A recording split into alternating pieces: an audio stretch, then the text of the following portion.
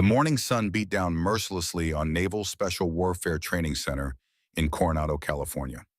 The infamous obstacle course known simply as the Grinder, to those who had survived its brutal challenge, stretched across the compound like an ancient torture device reimagined for modern warriors. Colonel Richard Iron Blackwood stood with legs planted, shoulder-width apart, his weathered face betraying not a drop of sweat despite the punishing heat. At 62, the Desert Storm and Panama veteran commanded respect not through volume but presence, though at this moment he employed both. "Move it, ladies!" His voice boomed through a megaphone echoing across the training yard. "My 90-year-old grandmother could crawl through that mud faster than you maggots." 8 Navy SEALs, the most elite warriors America had to offer, struggled through the course. Their muscles honed by countless hours of training strained against the challenge. Mud caked their uniforms, sweat poured down their faces, and their lungs burned with each labored breath. These men were the best of the best, capable of enduring conditions that would break ordinary soldiers. Yet today, even they seemed to be moving with unusual difficulty. Among them, Sergeant Marcus Colossus Reynolds stood out 6'4", 240 pounds of solid muscle, with arms covered in tattoos telling the story of 3 combat tours in Afghanistan. The obstacle course contained one particular challenge that held special significance: the rope-climbing tower that had stood unconquered for nearly a decade. The record time of 47.3 seconds had been set by Reynolds himself back in 2014. Despite hundreds of attempts by other elite warriors, no one had even come close to breaking it. As the morning training session wound down, Blackwood noticed an unfamiliar figure approaching the compound gates. A young woman in civilian clothes was speaking with a security guard when gesturing toward the training area. She appeared to be in her late 20s with an athletic build, but nothing that screamed military experience. Her blonde hair was pulled back in a simple ponytail, and she wore comfortable running shoes and workout clothes that looked like they came from any regular sporting goods store. "Sir, there's a visitor here to see you," called out Petty Officer Williams, jogging over from the gate. "Says she has an appointment. From DARPA." Blackwood frowned. He didn't remember scheduling any meetings for this morning, especially not with civilians from the Defense Advanced Research Projects Agency. The SEAL training facility wasn't exactly a tourist destination, and they rarely allowed outsiders to observe their operations. "Send her over," Blackwood replied, curiosity getting the better of him. The woman walked across the sandy training ground with confident strides, seemingly unbothered by the intense atmosphere surrounding her. The SEALs who had finished their course runs were now gathered in small groups, some lying flat on their backs, trying to catch their breath, others stretching their cramped muscles. Several had noticed the visitor and were whispering among themselves. "Colonel Blackwood," the woman said, extending her hand. "I'm Olivia Carter from DARPA's Human Performance Division. Admiral Matthews arranged for me to observe some of your training exercises today." Blackwood shook her hand, noting her firm grip. "Miss Carter, right. Admiral Matthews mentioned something about a fitness researcher wanting to study our training methods. You're here to observe and take notes, I assume." Olivia smiled, but there was something in her eyes that Blackwood couldn't quite read, a focused intensity that seemed at odds with her official role as a simple researcher. "Actually, I was hoping to do a bit more than just observe, if that's possible. I've been studying military fitness protocols for my research, and I'd love to get a first-hand understanding of what makes your training so effective." Several of the SEALs had now stopped their conversations and were openly staring at the exchange. It wasn't often that civilians, especially young women, showed up at their training facility asking to participate in their exercises. The obstacle course behind them seemed to loom larger, its various challenges designed to push even the most elite soldiers to their absolute limits. But as the SEALs looked on, only Olivia knew what was really happening in this moment. Her eyes drifted toward the rope-climbing tower, a 30-foot monolith of steel and fiber that had been her obsession for the past 2 years. Every night, every weekend, every vacation day had been dedicated to one purpose: breaking the unbreakable record. The tower stood as both her ultimate challenge and the key to her hidden mission. In a small apartment 20 miles from the base, a room stood frozen in time. Military decorations hung in perfect alignment on the wall, chief among them, a bronze star with Combat V device. Below it, a framed photograph showed a team of Navy SEALs in combat gear, arms around each other's shoulders, with the mountains of Columbia rising in the background. And at the center of the team stood Captain Thomas Carter, his eyes reflecting the same intensity that now lived in his daughter's gaze. For Olivia, this room was both shrine and mission control. Spread across a desk were detailed diagrams of rope climbing techniques, biomechanical analyses of grip strength, variations, and training logs, documenting thousands of hours of preparation. This wasn't merely research, it was obsession, born of loss and purpose. 3 years before her birth in 1993, her father had been deployed with SEAL Team 2 to Colombia on a hostage rescue mission. Intelligence had identified a compound where American aid workers were being held by guerrilla forces. The plan called for a high-altitude insertion, followed by a fast rope descent into the target area. But when unexpected crosswinds hit during the descent, the lead operator lost his grip. In the chaos that followed, Captain Carter made a split-second decision to accelerate his own descent to provide cover. The resulting fall shattered his spine. Though he managed to direct the successful completion of the mission, he died of his injuries during evacuation. Olivia had grown up with this story told and retold by her mother and her father's fellow SEALs. She'd been raised on tales of his courage, his leadership, and his sacrifice. But it wasn't until she began her own career in biomechanics that she realized something profound: her father's death had been preventable. The rope descent techniques used by special forces hadn't fundamentally changed. The same methods that had failed her father were still being taught to a new generation of warriors. "I don't care what they say about me," she whispered to her father's photograph, as she had countless times during her preparation. "I'm going to show them there's a better way." Her phone buzzed with an incoming call. The caller ID displayed Rear Admiral Sullivan. James Sullivan, now 68 years old, had been her father's commanding officer and remained the only high-ranking official who believed in her mission. A veteran of Operation Just Cause in Panama and Desert Storm, Sullivan had seen the cost of outdated techniques firsthand. "Admiral," Olivia answered, "I'm in. Colonel Blackwood just gave me clearance to observe." "Good." Sullivan's voice carried the gravel of age and authority. "Remember, observation is just the first step. You need to get on that tower." "They're not going to let a civilian researcher near their sacred climbing record," Olivia replied, doubt creeping into her voice for the first time in months. "They will if you give them no choice. Admiral Matthews will be there tomorrow. He's lost a son to training accidents. He'll understand what we're trying to do." Olivia looked once more at her father's photograph. "I've got 2 years of training behind me. I'm ready." "It's not about being ready, Olivia," Sullivan said, his voice softening. "It's about making them ready to see what needs to change." Back at the SEAL training facility, Olivia followed Blackwood toward the administrative building. As they walked, she studied the compound with practiced eyes, noting the layout of training areas, the movement patterns of the teams, and especially the rope climbing tower that stood like a sentinel in the distance. "So, Miss Carter," Blackwood said, breaking the silence, "tell me what DARPA's interest is in our training methods. Last time you folks got involved, we ended up with experimental gear that fell apart in the field." "This isn't about gear, Colonel," Olivia replied carefully. "It's about technique, specifically how certain traditional training methods might be modified to reduce injury rates while maintaining or even improving performance." Blackwood let out a short laugh. "We don't modify tradition here, Miss Carter. Tradition is what keeps my men alive in the field. We train the way we fight because that training has been proven over decades of combat operations." They reached the mess hall where several off-duty SEALs were gathered for lunch. As they entered, conversations quieted momentarily as all eyes turned toward the unfamiliar civilian. Olivia felt the weight of their stares but kept her expression neutral. "Colonel," one of the SEALs called out, "bringing in consultants now. What's next? Corporate team-building exercises." Laughter rippled through the room and Blackwood offered a tight smile. "Miss Carter is from DARPA, observing our training protocols. Play nice, gentlemen." Olivia recognized the speaker as Reynolds Colossus, the record holder whose achievement she had studied in obsessive detail.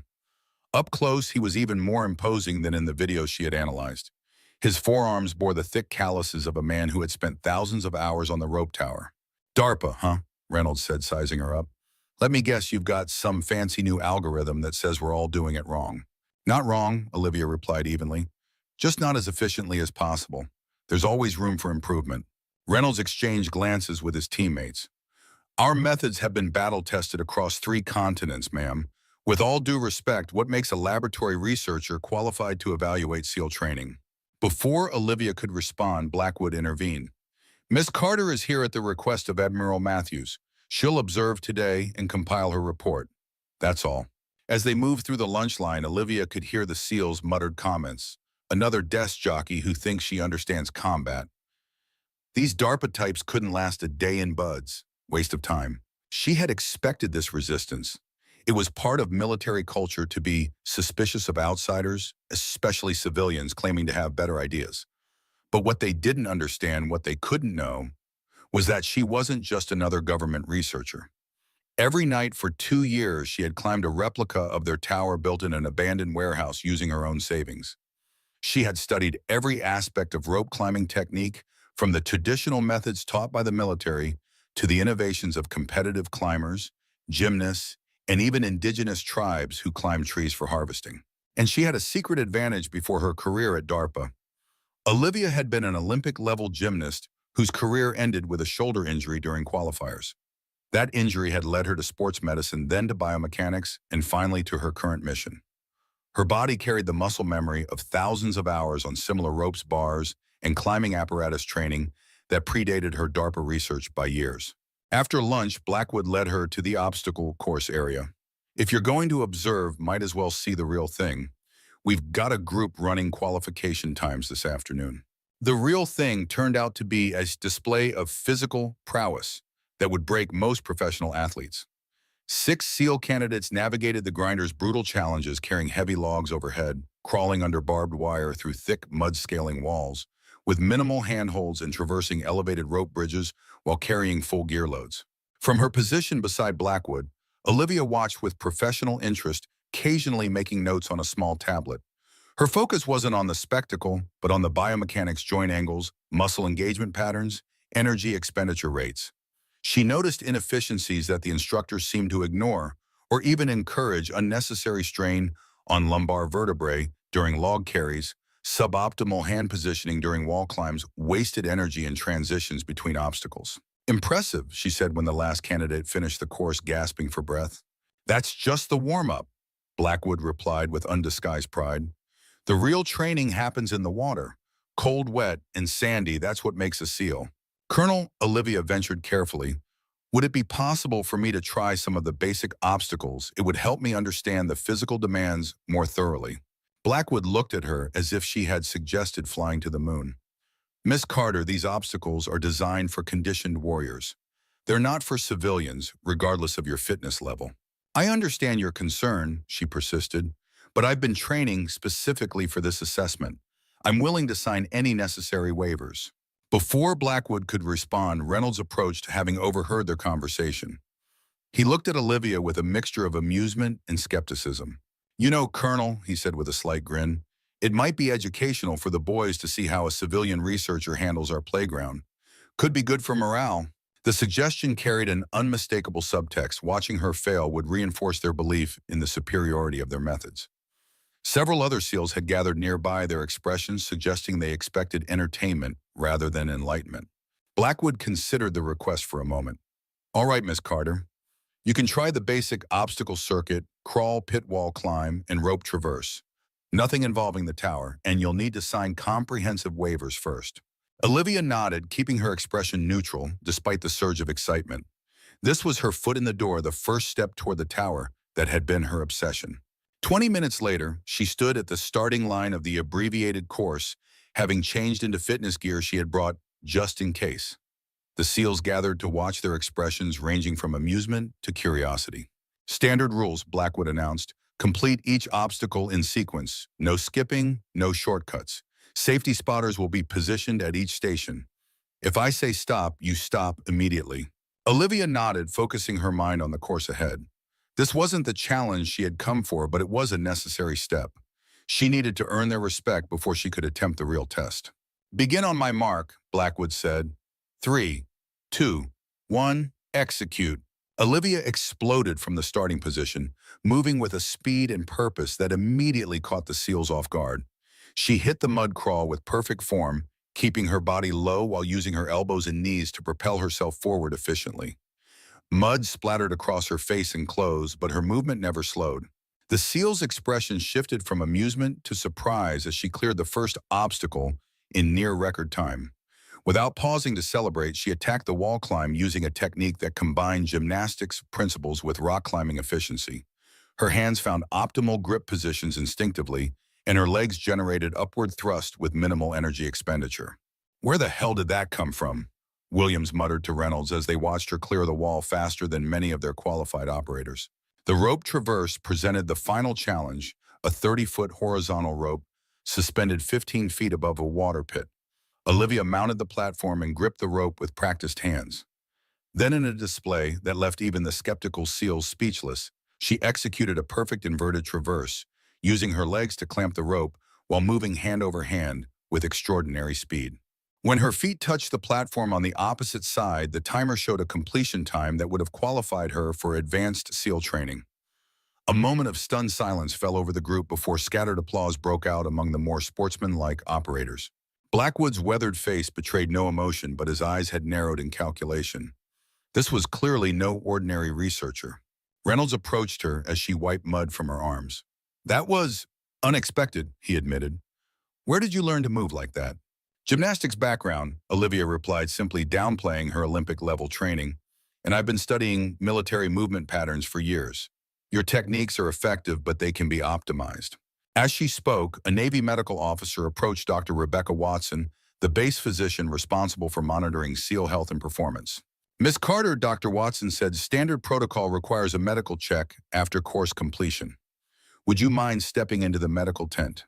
Inside the tent, Dr. Watson conducted a brief examination, noting Olivia's vital signs and checking for any injuries from the course. As she examined Olivia's hands, her professional demeanor slipped momentarily. "These calluses," she said quietly, running her finger along the hardened ridges on Olivia's palms. "These didn't develop overnight. You've been training on ropes for years, haven't you?" Olivia met her gaze steadily. "My research requires practical understanding." "This goes beyond research," Watson replied. "These are the hands of someone with a mission." She paused, studying Olivia's face. "Whatever you're here for, it's more personal than DARPA performance metrics, isn't it?" Before Olivia could respond, a commotion outside the tent drew their attention. A naval officer in full-dress uniform had arrived at the training ground. Even from a distance, the 4 stars on his shoulder boards identified him as Admiral John Matthews, Deputy Chief of Naval Operations, and one of the highest-ranking officials in the Navy. "Looks like your sponsor has arrived," Dr. Watson observed. "Just be careful. These men don't take kindly to outsiders challenging their traditions, especially when those traditions define their identity." Olivia nodded, understanding the warning all too well. What she was preparing to do went beyond challenging tradition. It would shake the foundation of SEAL training methodology.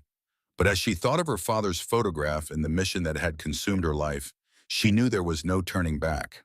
Outside, Admiral Matthews was engaged in conversation with Blackwood and several senior instructors. At 60 years old, Matthews carried the gravitas of a man who had spent 4 decades in service to his country. His face bore the lines of command decisions that had sent men into battle, some never to return. As Olivia approached, she caught fragments of their discussion: budget constraints, efficiency metrics, injury reduction protocols.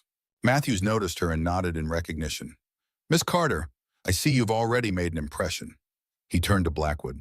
"Has she explained the purpose of her visit?" "Only in general terms, Admiral," Blackwood replied. "Something about evaluating our training methods for potential optimization." Matthews addressed the gathered SEALs with the directness of a man accustomed to command. "Gentlemen, let me be clear about what's happening here. The Department of Defense is conducting a comprehensive review of special operations training protocols. Injury rates are up, recovery times are increasing, and the cost of training replacements for operators sidelined by preventable injuries has become unsustainable." The SEALs listened with stone faces, but Olivia could sense their resistance to what they perceived as bureaucratic interference in their sacred traditions. Miss Carter's research at DARPA has identified potential modifications to existing techniques that could reduce injury rates by up to 40% without compromising operational readiness. Matthews continued, "I expect full cooperation with her assessment." Reynolds stepped forward respectfully but firmly. "Admiral, with all due respect, our training methods have produced the most effective fighting force in history. Modifying those methods based on laboratory research could have unforeseen consequences in combat situations." Matthews fixed Reynolds with a steady gaze. "Sergeant Reynolds, my son, was a SEAL candidate in 2017. During a night training exercise involving a rope descent, his primary anchor failed. The backup system, which hadn't been updated since the 1980s, also failed. He fell 70 feet and died instantly. A heavy silence fell over the group. "I'm not here to undermine your traditions," Matthews continued more softly. "I'm here to ensure that the next generation of warriors benefits from the best possible training that prepares them for battle without breaking them before they get there." He turned to Olivia. "Miss Carter will conduct a complete assessment, including practical demonstrations where appropriate. I understand your tower climbing record has stood unbroken for nearly a decade, Sergeant Reynolds." Reynolds nodded, sudden understanding dawning in his eyes. "Yes, sir, 47.3 seconds. Well, Matthews said perhaps that record could provide an interesting test case for Miss Carter's research." Olivia felt her heart rate spike. This was it, the opportunity she had been working toward for 2 years delivered more directly than she could have hoped. Blackwood's expression darkened. "Admiral, that tower is designed to test elite operators with years of training. It's not something a civilian should attempt, regardless of their research credentials." "I understand your concern, Colonel," Matthews replied. "But Miss Carter isn't just any civilian. Before joining DARPA, she was an alternate on the Olympic gymnastics team. Her specialty was rope and bar work." He looked at Olivia. "Isn't that right?"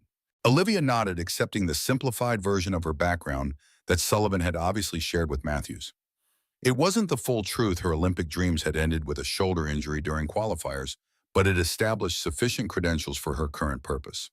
Still, Blackwood persisted, "There's a world of difference between gymnastics and military training, which is precisely why this assessment is valuable," Matthews countered. "Different perspectives often yield unexpected innovations." He checked his watch. "I have a meeting back at the Pentagon in 3 hours.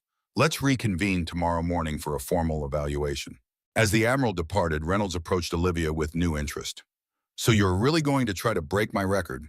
"That's not the primary goal," Olivia replied diplomatically. "The goal is to demonstrate alternative techniques that could reduce injury risk." Reynolds smiled, but his eyes remained intensely competitive. "If you're going to demonstrate a better technique, you'll need to prove it works better. And in our world, better means faster, stronger, more efficient." "I understand the metrics," Olivia assured him, meeting his gaze directly. "Good," Reynolds said, his smile fading. "Because that record isn't just a number, Miss Carter. It represents a standard that keeps my men alive in the field. If you're going to challenge it, you'd better be sure your alternatives deliver when it matters most."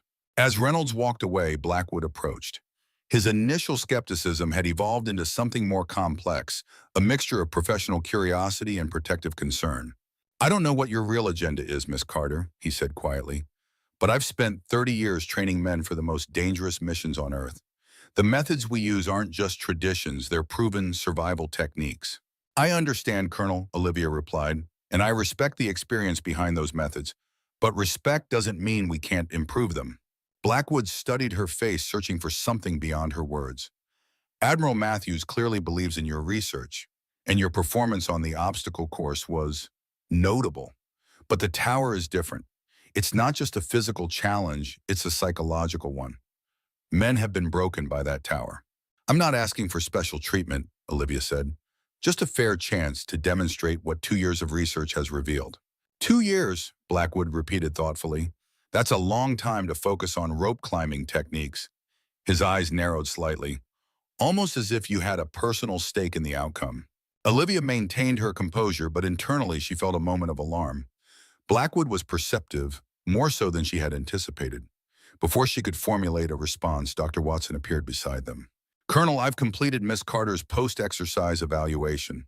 Her recovery metrics are exceptional, top 1% of all subjects I've tested, including active duty SEALs." Blackwood absorbed this information with a slight nod. "Thank you, Doctor." He turned back to Olivia. "It seems you're full of surprises, Miss Carter. I look forward to tomorrow's demonstration. But let me be clear, if at any point I believe you're putting yourself at risk, I'll end the attempt immediately. No argument, no appeal to Admiral Matthews. Safety protocols exist for a reason." "Understood, Colonel," Olivia replied. As Blackwood walked away, Dr. Watson lingered, her professional curiosity evident. "You know," she said quietly, "I've examined thousands of military personnel over my career. The calluses on your hands, they're not just from general climbing. They're specific with manila rope, the exact type used on that tower. Almost as if you've been training on an identical setup." Olivia remained silent, neither confirming nor denying the observation. Watson smiled slightly. Whatever your reasons, Miss Carter, I respect dedication. Just be careful tomorrow. That tower has a way of exposing the truth about technique, about preparation, and about motivation. Left alone in that lounge, Olivia looked across the training ground to the rope climbing tower that had dominated her thoughts for 2 years. Tomorrow would be the culmination of countless hours of preparation, not just physical, but psychological. She would face not only the challenge of the climb itself, but the skepticism of elite warriors who had built their identities around traditional methods. As the setting sun cast long shadows across the training ground, Olivia pulled out her phone and dialed Sullivan's number. "It's happening tomorrow," she said when he answered. "Matthew set it up perfectly." "Good," Sullivan replied. "Are you ready?" Olivia looked once more at the tower silhouetted against the darkening sky. "I've been ready for 2 years, but there's something I didn't count on." "What's that?" "Blackwood suspects there's more to my research than DARPA optimization protocols. He's starting to ask why I'm really here." Sullivan was silent for a moment before responding. "Richard Blackwood served with your father in Operation Just Cause before you were born. He might not remember the connection yet, but if he does, he'll know this is personal," Olivia finished. "Yes," Sullivan confirmed, "and that might not be a bad thing. Sometimes the most powerful innovations come from the deepest personal motivations." As darkness fell over the SEAL training compound, Olivia returned to her temporary quarters on base. Tomorrow would bring either vindication or failure. 2 years of obsessive preparation would face its ultimate test, not in a laboratory or controlled environment, but under the scrutinizing gaze of the most elite warriors in the world. In her room, she pulled out a worn photograph, the same image that hung in her apartment shrine. Her father, surrounded by his SEAL teammates, looked back at her with eyes that seemed to transcend time.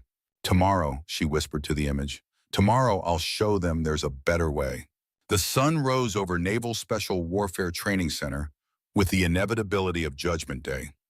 Olivia Carter stood at the window of her temporary quarters, watching as the first golden rays illuminated the rope-climbing tower in the distance. For 2 years, she had dreamed of this moment, visualized it during countless training sessions, rehearsed every movement, anticipated every variable. Now that it had arrived, she felt strangely calm, as if the outcome were already written in the worn calluses of her hands. The base had come alive with unusual activity. Word had spread about the civilian researcher who had aced the obstacle course and now dared to challenge the legendary tower record. SEALs not directly involved in morning training had found reasons to be in the vicinity. Support staff lingered near windows with clear sight lines to the tower. Even the kitchen crew had repositioned their break schedule. No one wanted to miss what promised to be either a humbling failure or a historic achievement. As Olivia made her final preparations, methodically wrapping athletic tape around her fingers and palms, a knock sounded at her door. "Enter," she called, not breaking her concentration. Rebecca Watson stepped into the room, medical bag in hand. "Standard pre-challenge assessment," she explained, though both women knew this was far from standard procedure for a civilian observer. Olivia submitted to the examination without comment, pulse, blood pressure, reflexes all measured and noted with clinical precision. "Your resting heart rate is exceptional," Watson commented. 52 beats per minute, lower than most of our active operators. "Genetic blessing," Olivia replied, offering the simplest explanation. Watson's expression suggested she wasn't convinced, but she continued her assessment without pressing further. As she examined Olivia's shoulder mobility, her fingers detected the subtle ridge of scar tissue beneath the skin. "Old injury?" she asked casually. "Gymnastics accident, years ago." Watson nodded, making a note in her file. "Most people would have limited mobility after this kind of reconstructive work. Yet your range of motion is nearly perfect. Good surgeons and better physical therapists." Watson completed her examination and closed her medical bag. "You're cleared physically," she said, then added in a lower voice. "But I'm curious about what's driving you. Most researchers I've met are content with observation and data collection. You're putting yourself directly into the experiment." Olivia met her gaze steadily. "The best data comes from direct experience." "Perhaps," Watson acknowledged. "Or perhaps there's something more personal at stake." She moved toward the door, but paused before exiting. "Whatever your motivation, Miss Carter, be careful out there. That tower doesn't forgive mistakes." After Watson left, Olivia resumed her preparations with the methodical focus of someone who had rehearsed this moment countless times. She visualized the entire sequence, the approach to the tower, The initial grip positioning the rhythmic alternation between upper and lower body engagement, the controlled breathing pattern that would maintain optimal oxygenation throughout the climb. Every movement had been calculated, practiced, and refined to eliminate wasted energy and maximize efficiency. This wasn't merely about breaking a record.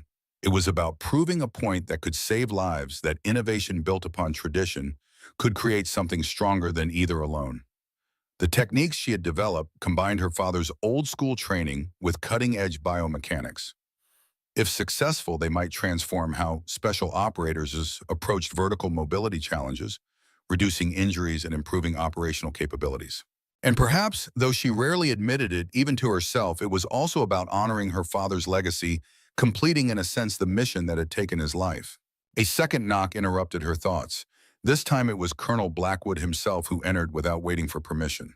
0800 hours at the tower, he said without preamble. Admiral Matthews has arrived with his staff. There will be official timekeepers and video documentation. Olivia nodded, continuing to prepare her gear. Miss Carter, Blackwood continued, his voice dropping to a more personal tone. I ran a background check last night. Olivia's hands paused momentarily. Thomas Carter was your father. It wasn't a question, but Olivia answered anyway. Yes. Blackwood's weathered face showed no surprise, only a deeper understanding. I served with him in Panama, Operation Just Cause. He was a damn good operator. The best, Olivia agreed quietly. His death in Colombia, that's why you're here, isn't it? This isn't just DARPA research. Olivia met his gaze directly. My research is legitimate, Colonel. But yes, my father's death is what led me to this specific focus. He died because the rope descent techniques being taught at that time were fundamentally flawed, and they haven't changed much since. Blackwood absorbed this information with the stoic composure of a man who had lost many comrades over decades of service. You could have been straightforward about your connection. Would you have given me the same opportunity if I had presented myself as a daughter on a personal mission, rather than a researcher with institutional backing? The slight shift in Blackwood's expression confirmed her assumption. I respect your dedication, he said finally, and I understand personal motivation better than most. But this isn't a controlled laboratory environment. That tower has broken seasoned operators who had years of training. If you get injured trying to prove a point, it won't help anyone, not you, not your father's memory, and not the men I'm responsible for training. I'm not going to get injured, Colonel, Olivia replied with quiet confidence. I've spent 2 years preparing specifically for this challenge. I know that tower better than some of your operators, though I've never touched it before today. Blackwood studied her for a moment, recognizing the unshakable certainty in her eyes, the same expression he had seen countless times in elite warriors before critical missions. 0800 hours, he repeated. Don't be late. He moved toward the door but paused, just as Watson had done. Your father would be proud of your dedication, but he wouldn't want you risking injury to honor him. With respect, Colonel, Olivia said. My father risked everything to improve the chances of others. I'm just following his example.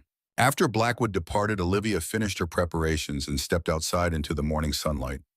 The path to the tower stretched before her like a gauntlet, and she could feel dozens of eyes tracking her movement across the compound.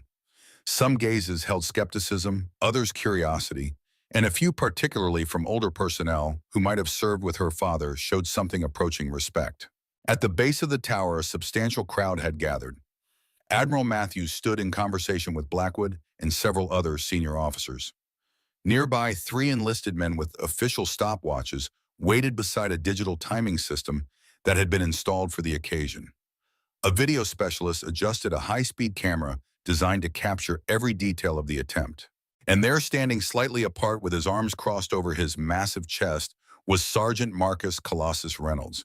His expression was unreadable, but his posture radiated the territorial protectiveness of a champion, unwilling to surrender his title without a fight. As Olivia approached, the murmured conversations quieted.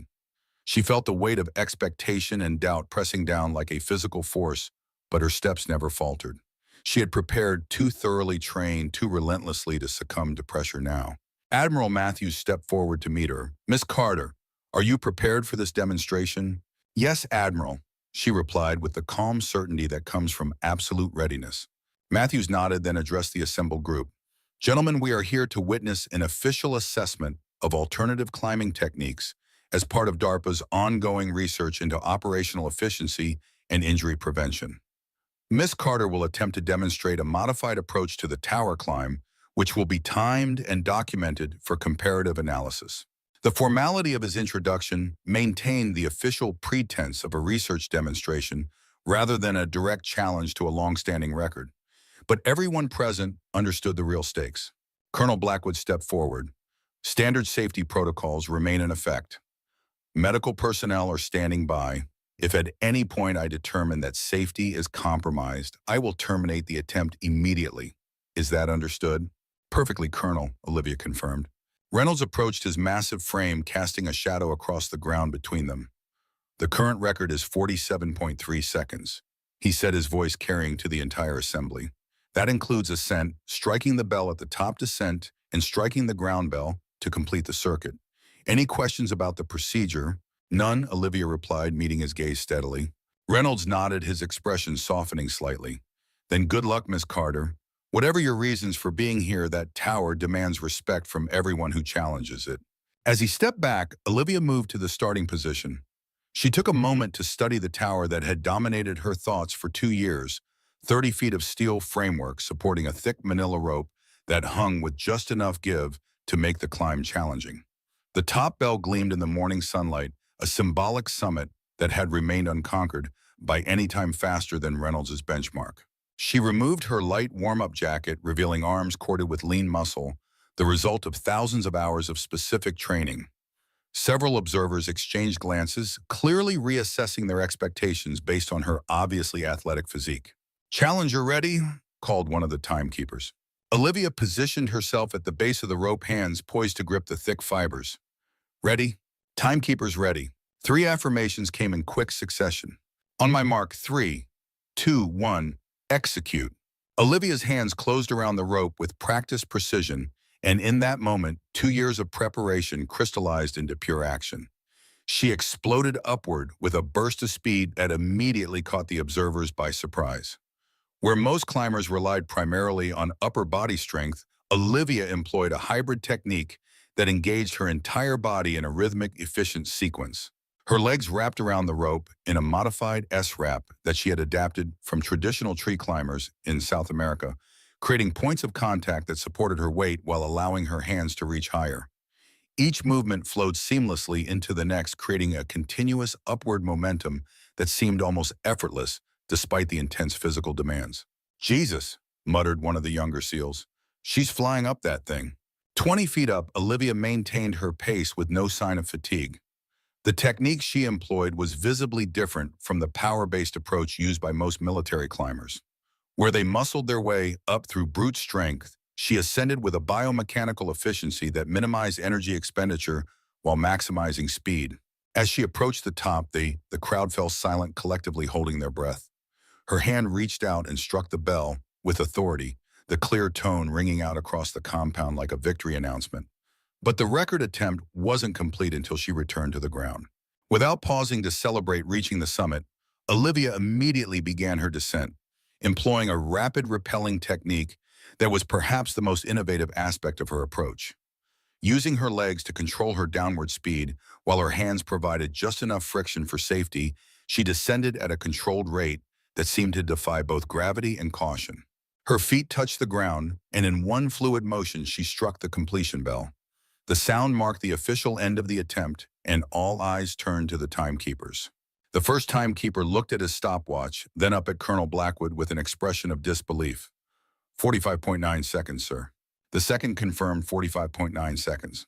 The third, after double-checking his device, 45.8 seconds. Colonel Blackwood stepped forward. "Official time is the average of the 3 measurements, 45.87 seconds." He paused to let the implications sink in. "That's a new facility record." The silence that followed was profound. In less than a minute, a civilian researcher had shattered a record that had stood for nearly a decade. The implications went far beyond simple athletic achievement. This represented a fundamental challenge to assumptions about military fitness and training methodologies. Reynolds stood frozen at the base of the rope, staring up at the tower as if seeing it for the first time.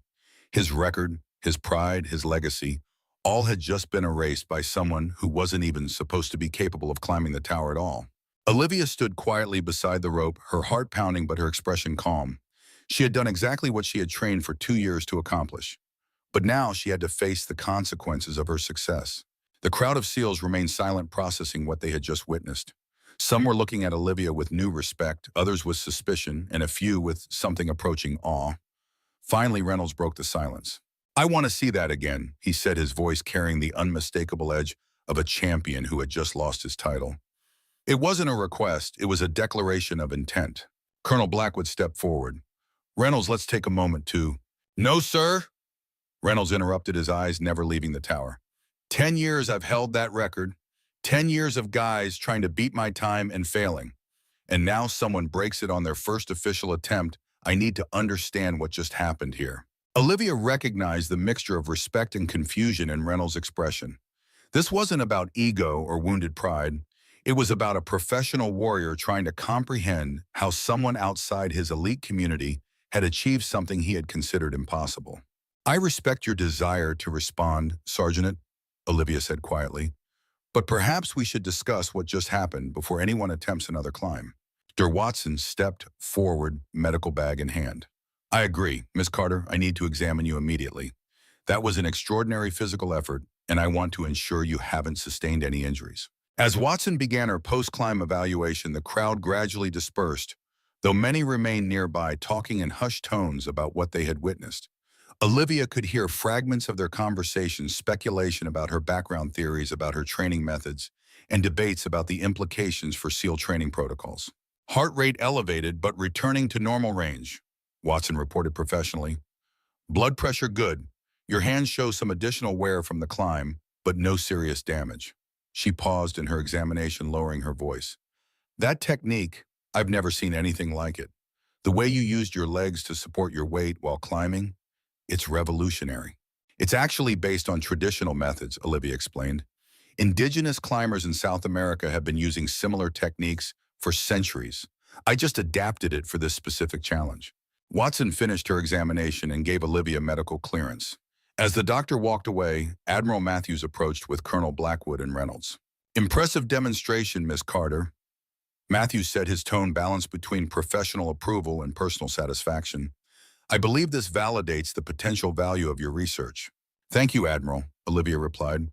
"Though I should emphasize that this isn't about replacing traditional techniques, but rather enhancing them with elements from various climbing disciplines."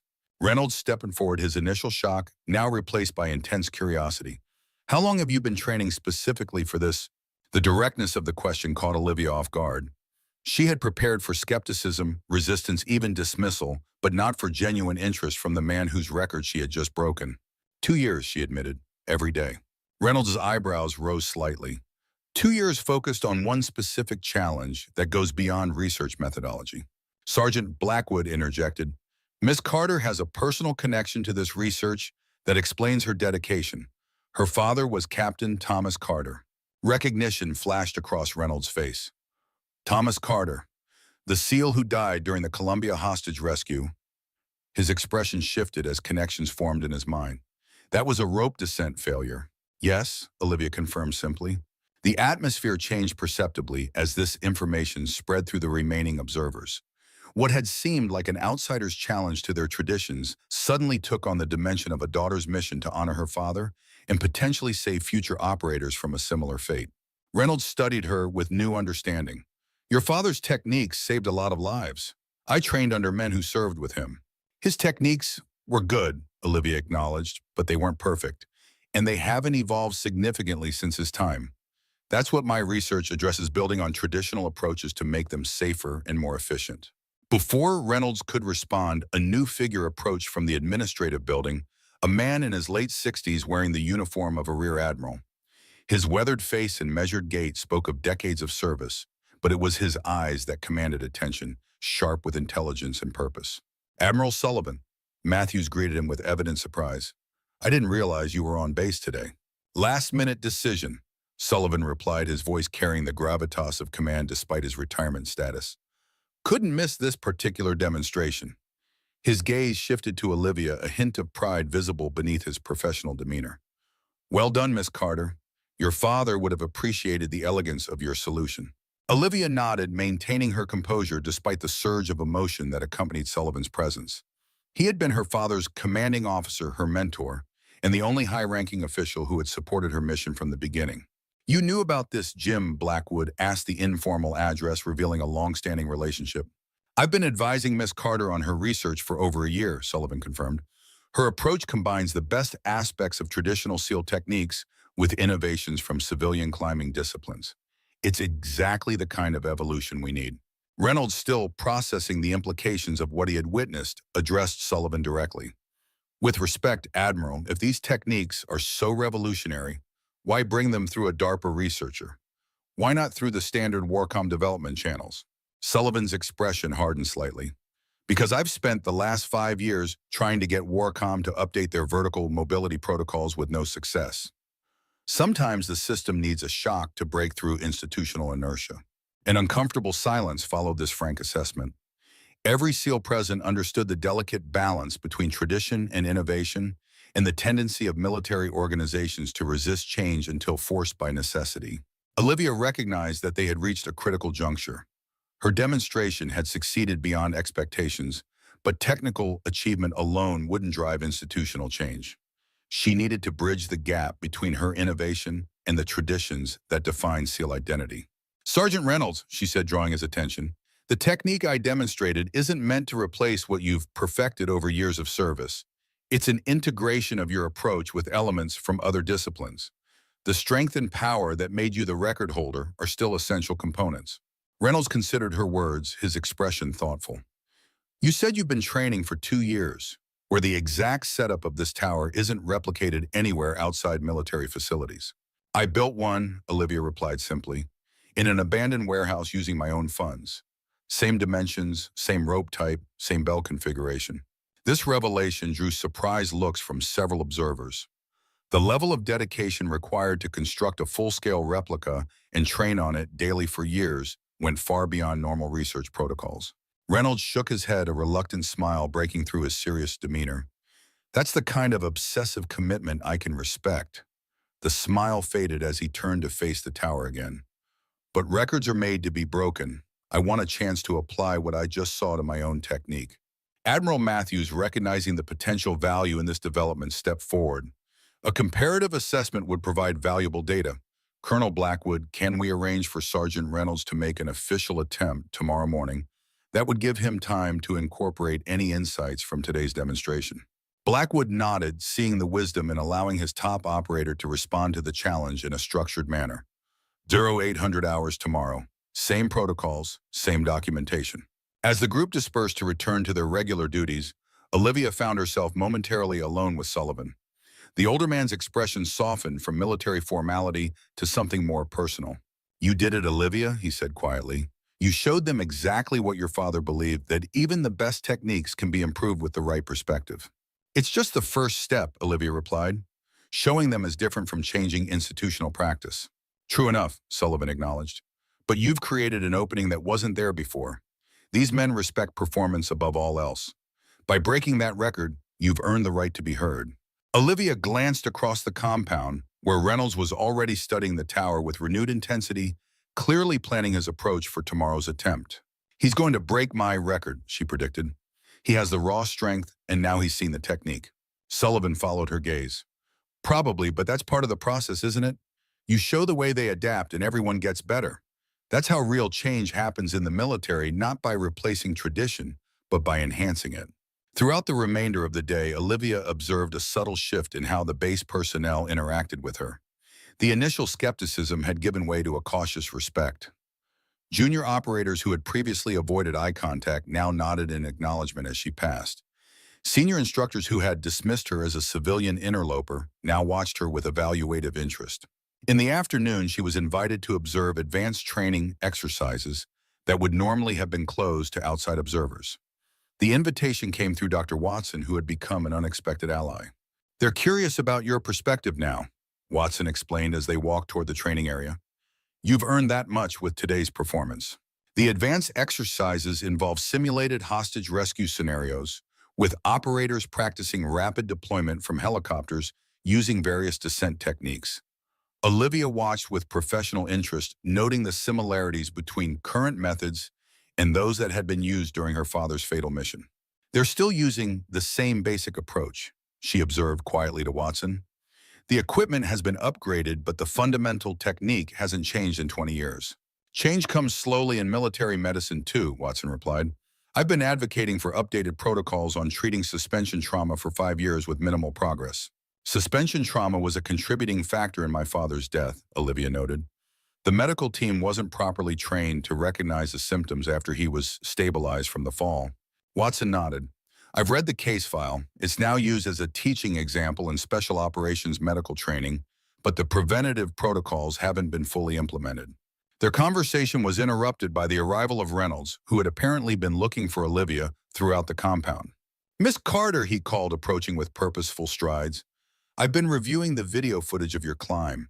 There's something I don't understand about your leg positioning during the ascent. What followed was a detailed technical discussion that would have been incomprehensible to most civilians. Reynolds, despite his initial resistance, proved to be analytically minded and genuinely interested in understanding the biomechanical principles behind Olivia's technique. The S-wrap creates a passive lock that supports approximately 60% of body weight, Olivia explained, demonstrating the position with her hands. That reduces the load on the upper body, allowing for faster hand-over-hand movement without fatigue. Reynolds nodded, absorbing the information with the focus of an elite operator processing mission-critical data. The descent technique is even more radical. The controlled slide you used would be considered dangerous by current standards. It's all about the counterbalance between friction and gravity, Olivia replied. With proper training, it's actually safer than the standard technique because it reduces impact forces on the shoulder joints and spine.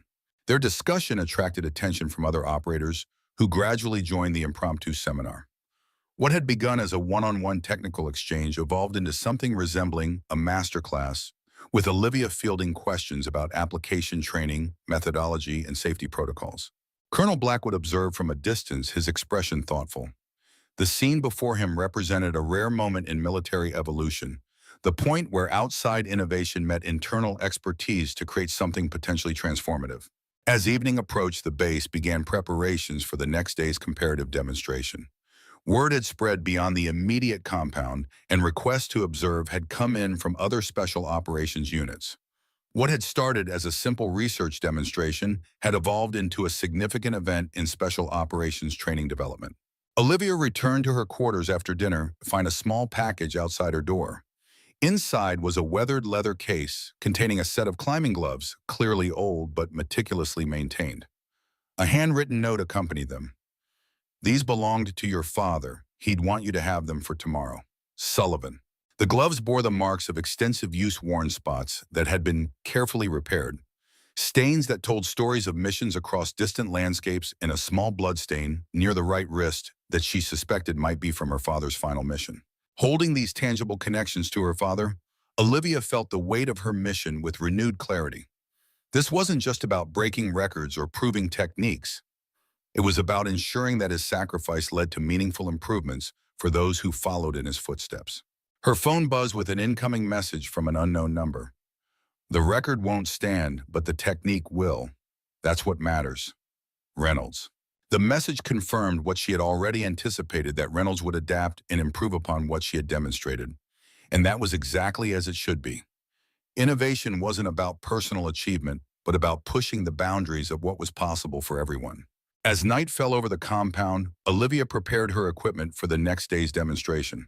She would attempt to break her own record, knowing that Reynolds would likely surpass whatever time she set. But the competition had evolved beyond personal records into something more significant, a collaborative exploration of how tradition and innovation could combine to create something better than either alone. In her mind, she could almost hear her father's voice, the same voice that had guided generations of SEALs through impossible challenges. The mission always comes first. Your ego never does. Tomorrow would bring its own challenges, but tonight, for the first time in years, Olivia felt certain that her father's legacy would live on, not just in memory, but in the improved techniques that would protect future operators from the fate that had claimed him. Outside her window, the rope climbing tower stood silhouetted against the night sky, no longer an adversary to be conquered, but a symbol of transformation. The tower remained unchanged, but the way people approached it would never be the same. Dawn broke over Naval Special Warfare Training Center with a brilliant orange glow that seemed to set the entire compound ablaze. By 0600, the base had transformed from a standard military training facility into something resembling a significant military demonstration. Additional bleachers had been erected around the tower climbing area. Communications equipment had been set up to broadcast the event to other special operations commands. Senior officers from various branches had arrived, their service vehicles forming an impressive lineup near the administration building. This was no longer about a civilian researcher challenging a record.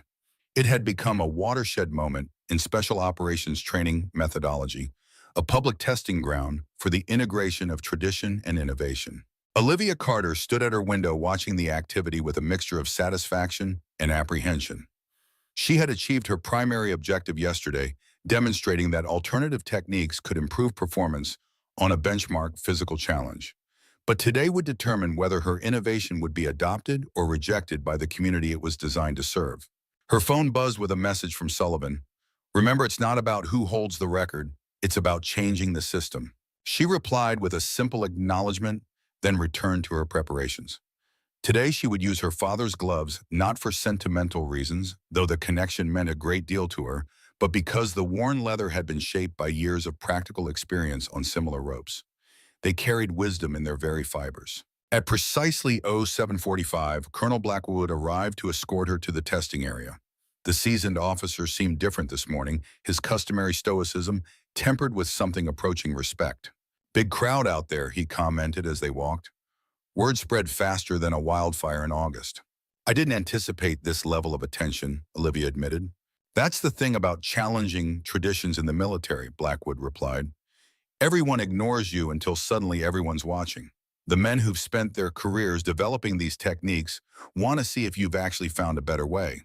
The younger operators want to see if there's something new they should be learning. And the brass want to see if they've been missing an opportunity to improve performance metrics." "And what about you, Colonel?" Olivia asked. "What are you looking for today?" Blackwood considered the question with the deliberation of a man who measured his words carefully. "I've been training SEALs for 30 years, Miss Carter. Seen techniques come and go. Some innovations save lives. Others get people killed. I'm looking to see if your approach falls into the first category." They arrived at the tower to find a scene that bore little resemblance to yesterday's relatively modest gathering. At least 100 personnel had assembled SEALs officers from various commands, technical specialists with high-speed cameras and biomechanical sensors, even medical researchers who had arrived overnight from Walter Reed and Naval Medical Center, San Diego. Admiral Matthews stood at the center of a group of senior officers explaining something with animated gestures. When he spotted Olivia, he excused himself and approached. "Miss Carter." He greeted her with formal courtesy that didn't quite mask his enthusiasm. "Your demonstration yesterday has generated significant interest across the special operations community. There are observers here from Army Special Forces, Air Force Pararescue, and Marine Force Recon, all eager to see today's comparative assessment." "I'm glad there's interest in the research," Olivia replied diplomatically, though she knew this had evolved well beyond academic curiosity. "This isn't just about research anymore," Matthews confirmed, lowering his voice. "The Joint Chiefs have taken notice. If today's demonstration confirms the value of your techniques, we could be looking at the most significant update to vertical mobility protocols in 20 years. The implications of this statement settled on Olivia with unexpected weight. Her personal mission, born from the tragedy of her father's death, had expanded beyond anything she had anticipated. What had begun as a daughter's quest to honor her father's legacy now stood poised to transform training methodologies across multiple special operations communities. Near the tower, technical specialists were making final adjustments to the timing equipment. 3 official timekeepers from the Naval Test and Evaluation Squadron had been brought in to ensure absolute accuracy and impartiality. A medical team stood by, headed by Dr. Watson, who gave Olivia a subtle nod of encouragement. And there, preparing himself with focused intensity, was Sergeant Reynolds. He had arrived an hour earlier and spent the time studying the tower with renewed perspective. Now he was engaged in a methodical warm-up routine, his movements precise and purposeful. When he noticed Olivia's arrival, he approached with the direct manner of a professional athlete, dressing a worthy competitor. "I've been thinking about your technique all night," he said without preamble. "The integration of the SRAP with traditional hand-over-hand movement creates a more efficient energy distribution. I've been practicing a hybrid approach. Olivia nodded, recognizing that Reynolds had done exactly what she had hoped, taken her innovation and integrated it with his own expertise. The beauty of evolution is that it builds on what came before, she observed. Evolution, Reynolds repeated thoughtfully. That's a better frame than replacement. Nobody likes to think their methods are obsolete, but everyone can appreciate making them better. He extended his hand. Good luck today. Their handshake was witnessed by dozens of observers, many of whom had expected continuing antagonism rather than professional respect. It represented exactly the kind of integration that Olivia had been working toward, innovation accepted and adapted by those with deep traditional expertise. Admiral Sullivan arrived, making his way through the crowd with the natural authority of a man who had commanded respect for decades. He nodded to Olivia, then engaged in brief conversation with Matthews and several other flag officers. The presence of so many senior leaders underscored the significance this event had assumed in the span of 24 hours. At precisely 0800, Colonel Blackwood called the assembly to order. His voice, honed by years of command, carried across the gathered crowd without need of amplification. Gentlemen, we are here to conduct a comparative assessment of vertical mobility techniques. Yesterday, Miss Olivia Carter demonstrated an alternative approach that resulted in a new facility record of 45.87 seconds. Today, Sergeant Marcus Reynolds will attempt to apply modifications based on those techniques, followed by a second attempt by Miss Carter. Blackwood turned to address the technical team. This will be conducted under strict testing protocols. Each attempt will be timed by 3 independent timekeepers. High-speed video will document every aspect of the climbs for subsequent analysis. Medical monitoring will track physiological responses throughout. He faced the audience once more. The purpose of this assessment is not merely to establish who holds the record, but to determine whether the integration of new techniques with established methods can produce meaningful improvements in operational capability. With formal introductions complete, Reynolds moved to the starting position. The crowd fell silent, collectively holding their breath as one of the most decorated operators in SEAL history prepared to either validate or reject a fundamental challenge to traditional methods. "Contestant ready?" called the lead timekeeper. Reynolds nodded, his focus absolute. "On my mark, 3, 2, 1, execute." Reynolds launched himself at the rope with explosive power that spoke to years of elite training. But where his previous record-setting climb had relied primarily on raw strength, today he employed a modified version of the technique. Olivia had demonstrated a hybrid approach that combined his exceptional physical capabilities with the biomechanical efficiency she had introduced. The crowd watched in stunned silence as Reynolds ascended the rope with unprecedented speed. His massive arms pulled with controlled power, while his legs implemented a variation of the S-Wrap technique, creating a rhythmic alternation between upper and lower body engagement that maximized efficiency without sacrificing stability. When he reached the top, he struck the bell with authority, the clear tone echoing across the now silent compound. Without pausing, he descended using a modified version of Olivia's rapid controlled slide, maintaining safety while significantly reducing the time required to return to ground level. His feet touched the ground, and he immediately struck the completion bell.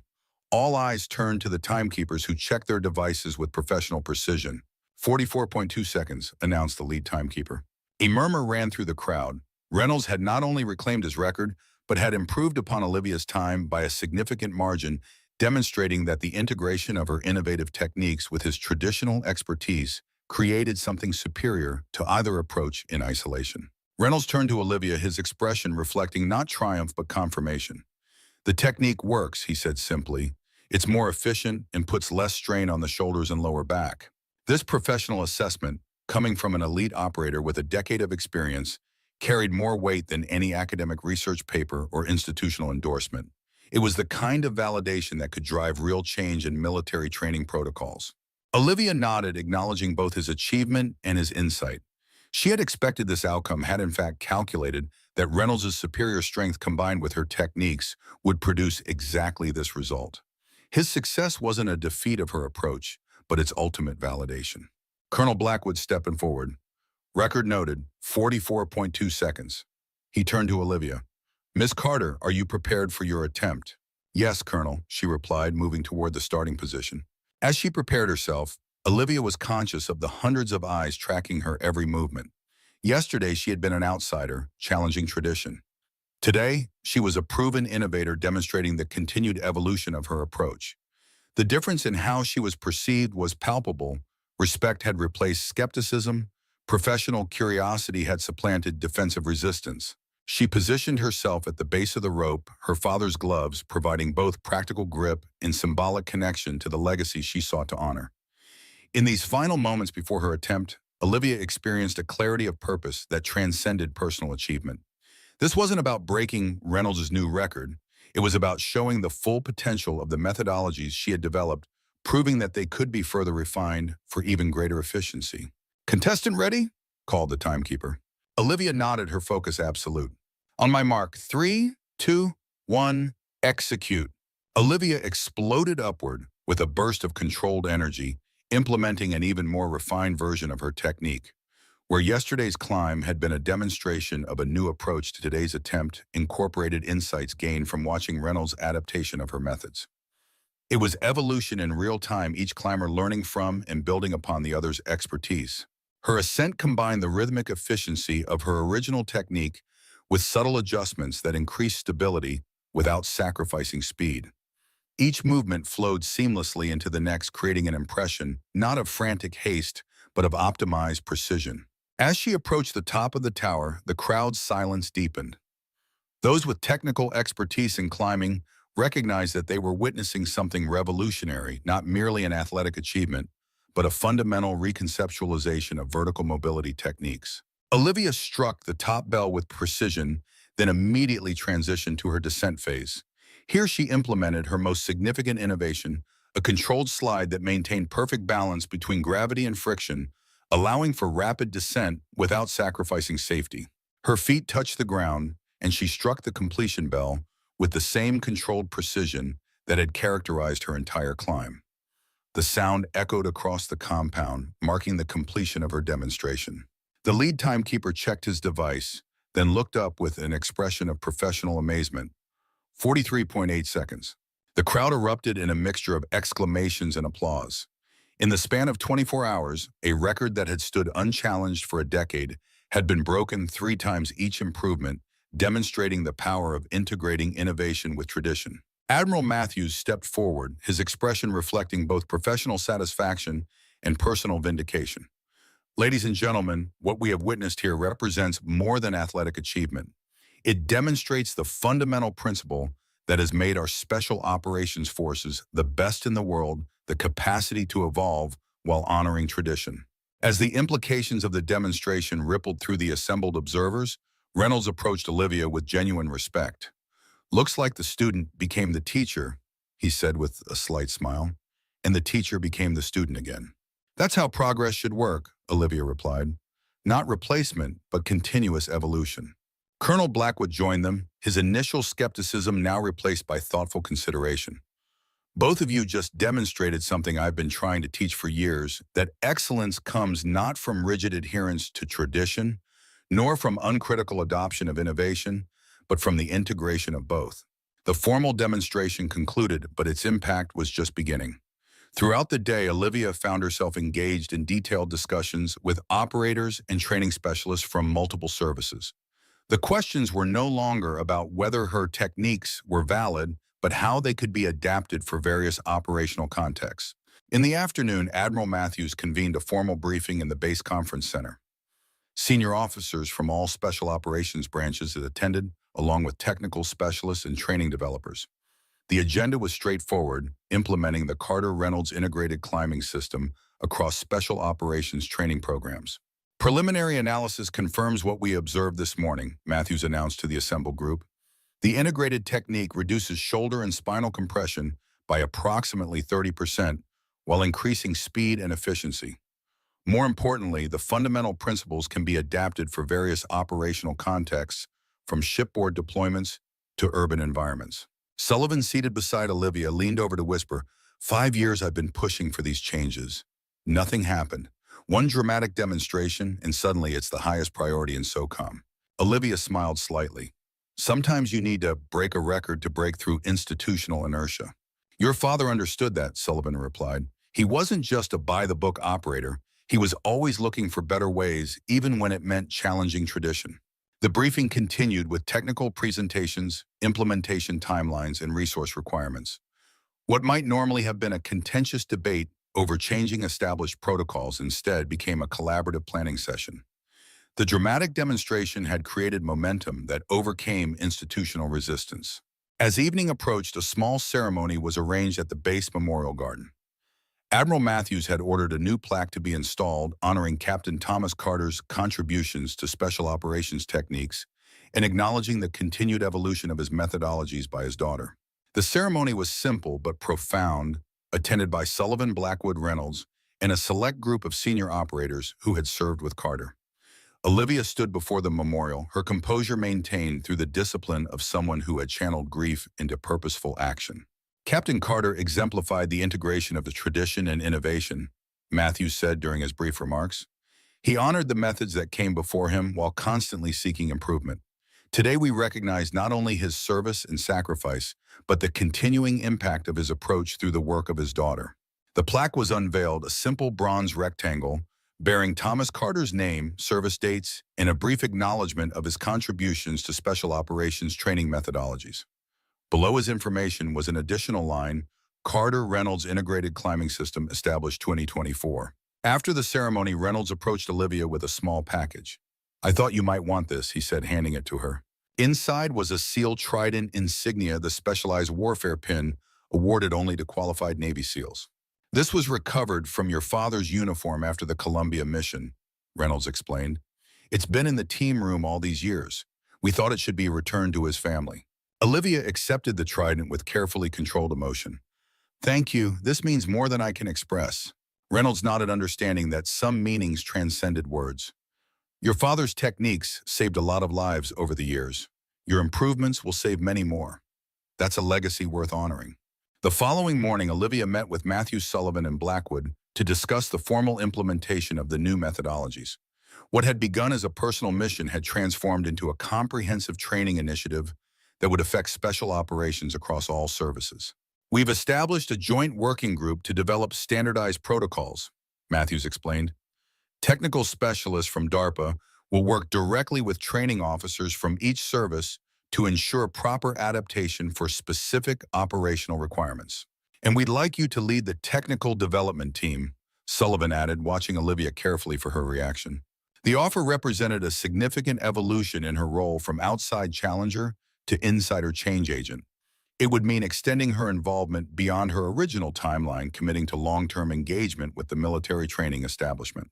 "This is bigger than one technique or one record," Blackwood noted. "The principles you've demonstrated can be applied across a range of special operations capabilities, but implementation will require someone who understands both the innovation and the traditions it builds upon." Olivia considered the proposal thoughtfully. Her original mission had been narrowly focused on changing one specific protocol, the rope climbing technique that had failed her father. But the implications had expanded far beyond that initial goal. The opportunity before her now was to ensure that the integration of tradition and innovation became a systemic approach rather than a one-time demonstration. "I'd be honored to lead the technical team," she said finally. "But with one condition, Sergeant Reynolds needs to co-lead the operational implementation. The most effective approach will come from continuing collaboration between technical innovation and operational expertise." Matthews nodded approvingly. "That's exactly what we were hoping you'd suggest. Reynolds has already agreed pending your acceptance." The meeting concluded with a detailed discussion of next steps, training, protocols to be developed, testing methodologies to be established, implementation timelines to be set. What had begun as one woman's personal mission was transforming into an institutional initiative with far-reaching implications. Later that day, as Olivia prepared to depart the base, she made one final visit to the tower that had been the focus of her 2-year obsession. It stood as it always had, 30 feet of steel framework supporting a thick manila rope, but it had been transformed in meaning.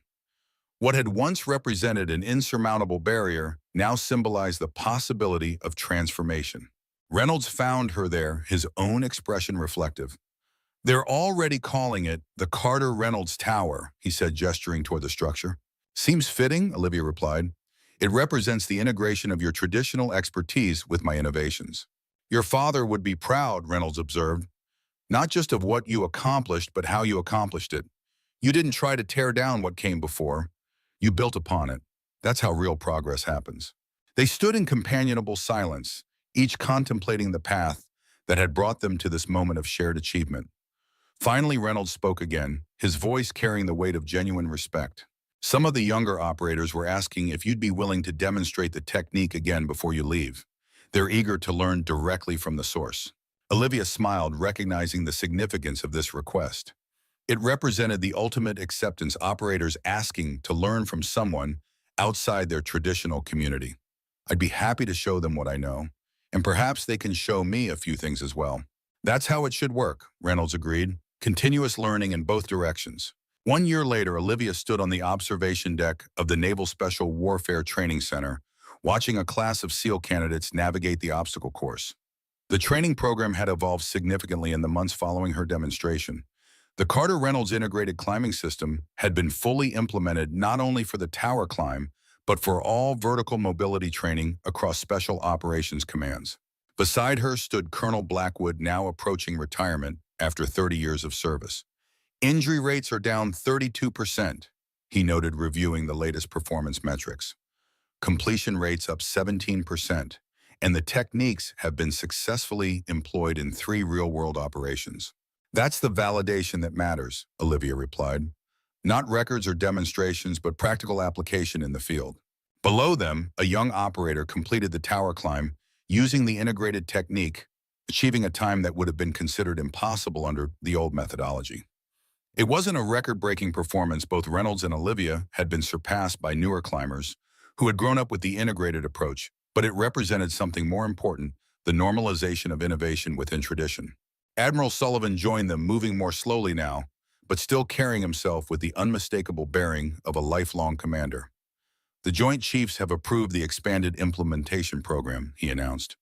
The methodology will be incorporated into all service branches' special operations training, not just Navy SEALs. This represented the culmination of Olivia's expanded mission, the transformation of a specific technique into a comprehensive approach to special operations training. What had begun as a daughter's quest to honor her father's legacy had evolved into a fundamental reconceptualization of how military expertise develops, not through rigid adherence to tradition, nor through wholesale replacement with innovation, but through thoughtful integration of both. Later that afternoon, a small ceremony was held at the base headquarters. Admiral Matthews, who had championed the initiative from its earliest demonstration, presented Olivia with the Distinguished Public Service Award, the highest civilian honor the Department of the Navy could bestow. Ms. Carter's contributions exemplify the partnership between civilian expertise and military professionalism, Matthews declared in his presentation remarks. Her work has not only improved specific techniques, but has helped establish a new paradigm for how we approach the evolution of special operations capabilities. Reynolds, recently promoted to Chief Petty Officer, attended the ceremony, along with many of the operators who had witnessed the original demonstration. What had initially been viewed as an outsider's challenge to their traditions had transformed into a respected collaboration that honored the past while embracing the future. After the ceremony, Olivia found herself standing once again at the memorial garden, contemplating her father's plaque. Sullivan joined her, his expression reflecting the satisfaction of a mission long in fulfillment. Your father once told me that the true measure of a training technique isn't how many records it breaks, but how many lives it saves, Sullivan said quietly. By that standard, your work here has been an unqualified success. It wasn't just my work, Olivia replied. It was the integration of my research with the expertise of operators like Reynolds. Neither approach would have succeeded alone. Sullivan nodded, understanding the deeper truth in her observation. That's the lesson that transcends techniques or records. Progress comes not from rejection of the past, nor blind adherence to tradition, but from the wisdom to know which elements to preserve and which to evolve. As they walked back toward the training area, Olivia noticed a group of young SEAL candidates practicing on a smaller version of the tower. Their movements reflected the integrated technique that had now become standard, the fluid combination of traditional strength-based approaches with the biomechanical efficiency she had introduced. One of the instructors, a young operator who had been present at the original demonstration, was explaining to the candidates, This technique represents the best of both worlds, the proven reliability of traditional methods combined with innovative efficiency. It honors what came before while embracing what comes next. Olivia smiled at this succinct articulation of what she had been working toward for years. The technique itself would continue to evolve. Future innovations would build upon the current approach, just as she had built upon her father's methods. What mattered was not the specific methodology, but the principle it embodied, that tradition provided the foundation upon which innovation could build. That evening, a small gathering was held at the Officers Club, a farewell dinner for Olivia, who would be returning to DARPA to lead a broader research initiative on special operations techniques. Reynolds attended along with Sullivan Blackwood and several of the operators who had been most involved in implementing the integrated approach. As dinner concluded, Reynolds raised his glass in a toast to Captain Thomas Carter, whose legacy lives not only in memory, but in the techniques that continue to evolve from his foundation.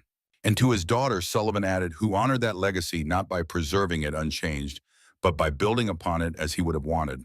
Olivia raised her own glass, emotion momentarily overtaking her customary composure. To integration of past and future tradition and innovation, legacy and progress. The glasses clinked in unanimous agreement, the sound representing more than a simple toast. It was the acknowledgement of a principle that transcended specific techniques or records, the understanding that true progress comes not from replacing what came before, but from building thoughtfully upon its foundation. The following morning, as Olivia prepared to depart the base for the final time, she made one last visit to the tower. It stood as it had for decades, unchanged in its physical form, but transformed in its significance. What had once been merely a training obstacle was now a symbol of evolutionary progress, a testament to the power of honoring tradition while embracing innovation. Reynolds met her there, his expression reflecting the mutual respect that had developed between them. They're talking about building similar towers at all the training facilities, he noted. The Carter-Reynolds methodology is becoming standard across special operations commands. The name should evolve too, Olivia suggested. Future operators will make their own contributions, add their own refinements. That's how it should be. Reynolds smiled, understanding her point. That's the difference between a technique and a legacy. Techniques get replaced, legacies evolve. As they walked away from the tower, Olivia glanced back one final time. Her personal mission, born from the tragedy of her father's death, had expanded beyond anything she could have anticipated. What began as a daughter's quest to honor her father's memory had transformed into a new paradigm for special operations training, one that valued both the wisdom of experience and the promise of innovation. In her mind, she could almost hear her father's voice, the voice that had guided her through 2 years of obsessive preparation and transformed her grief into purposeful action. The mission continues, it always does. And in that continuing mission, the endless evolution of techniques that saved lives and completed objectives, her father's legacy would live on. Not as a static memory, but as a dynamic force that inspired continuous improvement. Tradition and innovation seamlessly integrated, that was the true lesson of the tower and the enduring legacy she had helped create. As Olivia left the base, driving toward her next challenge at DARPA, she carried with her not just the satisfaction of a mission accomplished, but the understanding of a deeper truth, that the most powerful innovations don't replace traditions, they transform them, honoring their essence while expanding their potential. The tower stood behind her, silhouetted against the morning sun, unchanged in form, but forever altered in meaning. And in that transformation lay the most important record of all, not the fastest climb, but the lives that would be saved by techniques that continued to evolve, building upon the foundation that she and Reynolds had established. That was a legacy worthy of her father's memory, and one that would continue to grow long after she had left the tower behind.